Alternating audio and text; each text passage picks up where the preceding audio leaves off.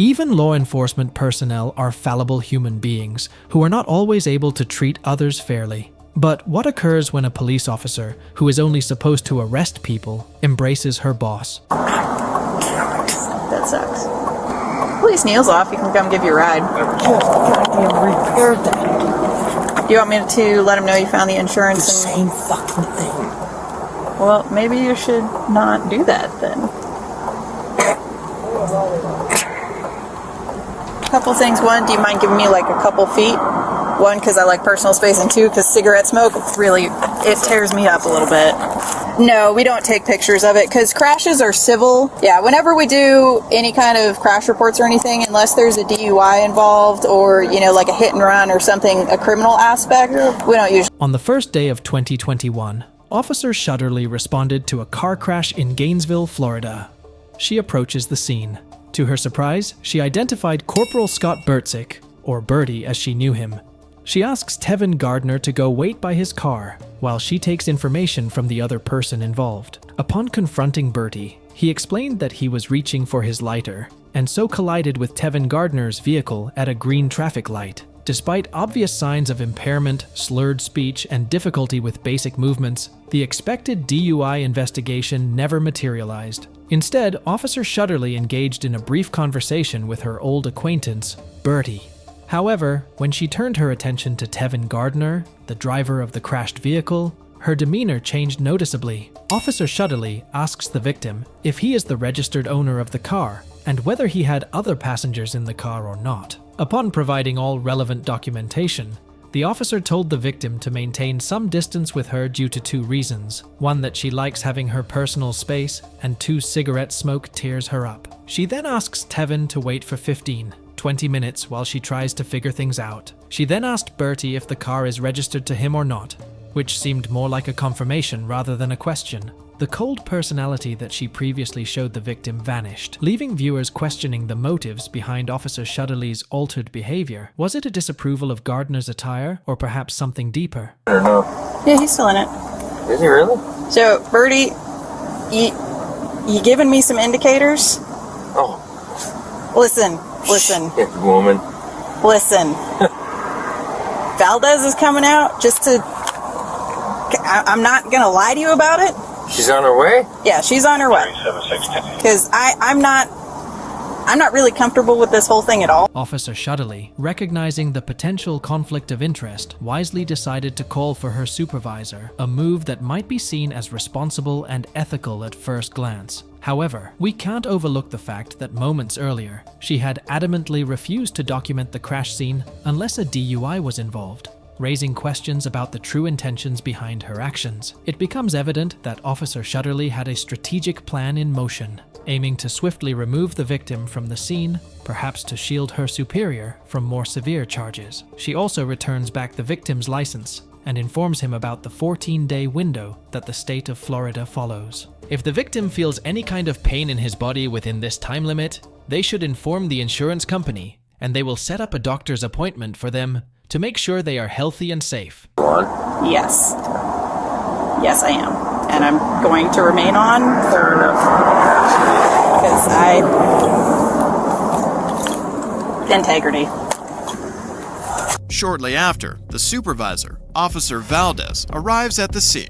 But instead of her drunk boss, she's more concerned about the victim being present at the parking lot. Because he was still in the car. And he's free to go? Yeah, he's good. Okay, is he just hanging out to hang Yeah, out? because his car's all jacked up on the back. Oh, so we have him a tow, or what is he doing exactly, I guess? I think his sister is coming to pick him up.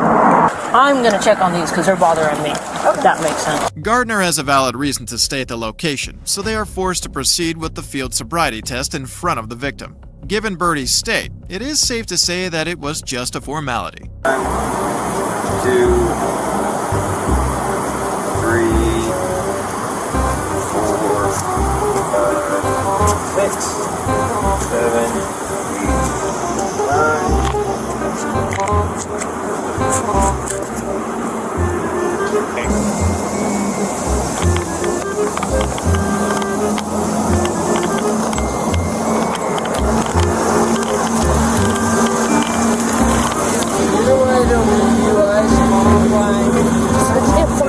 I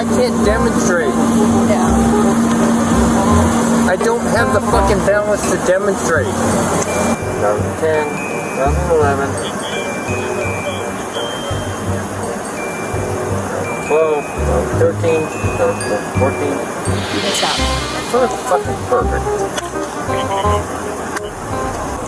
So at this time, I'm asking you to come with me to the station to provide a breath sample. Whatever. Divorce is divorce. Oh, fuck. Officer Shudderly informs Bertie that he will be detained, which comes as a shocker to Bertie. She also expresses the discomfort she feels being in this situation since he is his supervisor. Bertie apologizes for putting her into this situation and gives her the assurity of not doing anything wrong of any sort to her. This move suggests a level of consciousness about potential consequences and the desire to ensure that their interaction is not permanently recorded. Officer Shudderly tells him that her body cam is in fact on. As the supervisor, Officer Valdez, finally arrives at the scene, the focus surprisingly shifts away from Bertie's apparent intoxication. Instead, there's an unexpected concern for the victim who remains in his vehicle at the parking lot. Since the victim's presence at the location could not be questioned, the officers were forced to proceed with the field sobriety test in front of the victim to not raise any questions about their credibility. Given Bertie's state, it was safe to say that it was just a formality. Bertie was unable to perform the walk and turn and one-leg stand test correctly and kept losing his balance. Normally, a suspect is usually put into handcuffs upon this action, but in this case, Bertie was getting a special treatment. I know, I'm sorry. Here's what we got, bud. This is the game plan for right now. I know you can. And you should. I would never ask you to. You're gonna ride with me.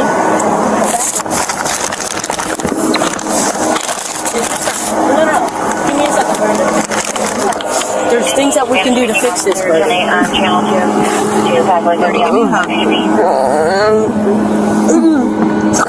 They just fucked my kids, my family, fucking everything.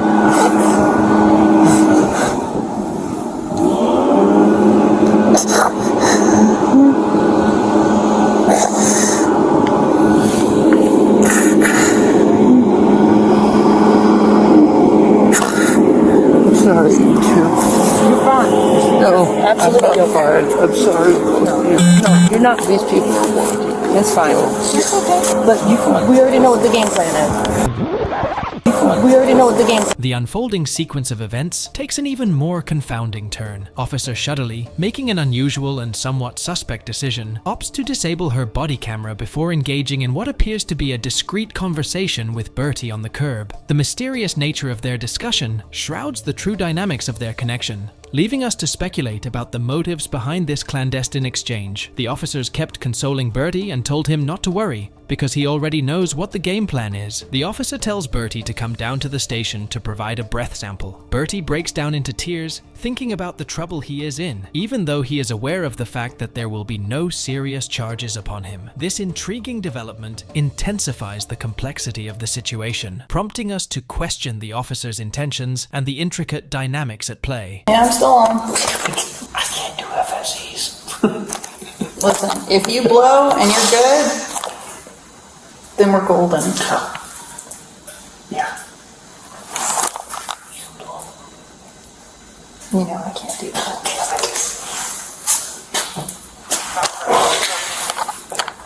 I can't demonstrate FSEs. So proud. And so sorry. All at the same time. You're gonna make me cry.